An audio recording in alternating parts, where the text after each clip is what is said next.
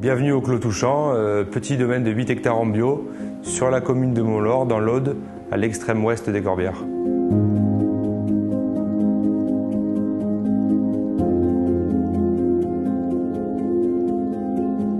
Bonjour, du coup Alexandre Féchant, jeune vigneron installé dans les Corbières en 2021. Moi je suis originaire de Provence, j'ai fait mes études dans le vin, dans le Var. J'ai travaillé dans plusieurs maisons, des petites, des grandes maisons. Et j'ai rencontré ma femme, Carmen Toussaint. Donc, elle est ingénieure géologue et elle est issue de Bretagne. Et on s'est rencontrés en Provence, au château d'Esclans.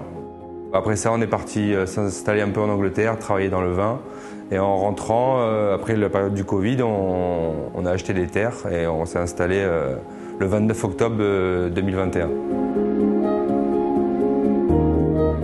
On a racheté le domaine Bayat et on a créé le nom Le Clos Touchant. Donc c'est un jeu de mots entre le nom de ma femme qui s'appelle Carmen Toussaint et moi, Alexandre Féchant. C'est un domaine bio du coup depuis 2006. Nous on a acheté la propriété en 2021 et voilà, notre objectif c'est de tout faire à deux, de la taille de la vigne à la vente, avec le maximum de travail pédestre et utiliser le tracteur vraiment quand c'est nécessaire. On a 8 hectares de vignes en bio, dont 6 hectares de Syrah, 1 hectare de Vieux Carignan et un demi-hectare de Cinsault et de Grenache. On est sur 3 îlots, donc on a 3 endroits, 3 expositions différentes avec une douzaine de parcelles, avec des sols différents, des expositions et qui nous permet d'avoir une multitude de terroirs et de pouvoir à la fin faire beaucoup d'assemblages en ayant vraiment des profils différents.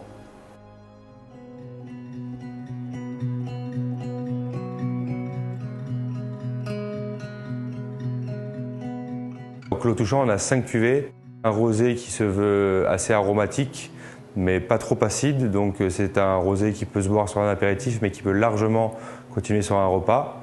Après, le tête-à-tête, grâce à son petit côté fruité, goulayant, c'est plus un rouge d'apéritif, de tapas, qui peut aussi accompagner le repas, mais qui est quand même assez épicé. Après, l'Envol, c'est un vin vraiment de caractère, qui a besoin d'avoir un vrai plat en face, une pièce de viande grillée, un plat en sauce, quelque chose de vraiment cuisine traditionnelle française. Donc après on a la cuvée Granda qui est un rouge de garde. C'est vraiment un vin sur vraiment des belles pièces de viande, un peu des gueuletons. C'est vraiment une bouteille pour se faire plaisir. Le jusqu'au bout, pour moi, c'est un vin qui se boit un peu avec tout. Ça peut autant commencer sur des tapas et largement finir sur un repas. Grâce au fait que ce soit une macération carbonique, ça lui permet vraiment d'avoir un côté très fruité, mais tout en ayant quand même une buvabilité facile avec un très bel équilibre entre l'alcool et l'acidité. Donc c'est vraiment un vin qu'on peut boire sans soif et y revenir sans difficulté. Les vendanges 2024, cette année, elles sont pas très simples pour nous et pour tous les collègues vignerons parce qu'on a été grêlé le 17 mai.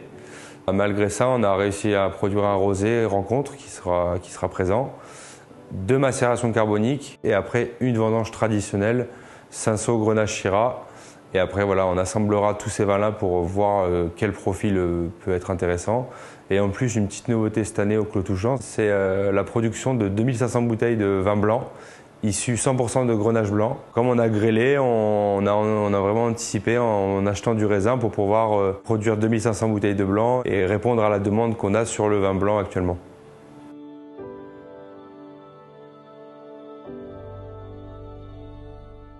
En 2024, cette année, le 22 mars, on a planté 3100 pieds de Cinsault dans 2 endroits différents, 2 coteaux vraiment opposés avec 2 expositions et 2 sols vraiment différents. Et le but du Cinsault, c'est de pouvoir faire sur la même parcelle un blanc avec du Cinsault, un rouge avec du Cinsault et un rosé avec du Cinsault. Et en plus de ça, avec le réchauffement actuellement, c'est un raisin qui s'adapte très bien, qui peut être mûr et sans avoir un degré vraiment très élevé.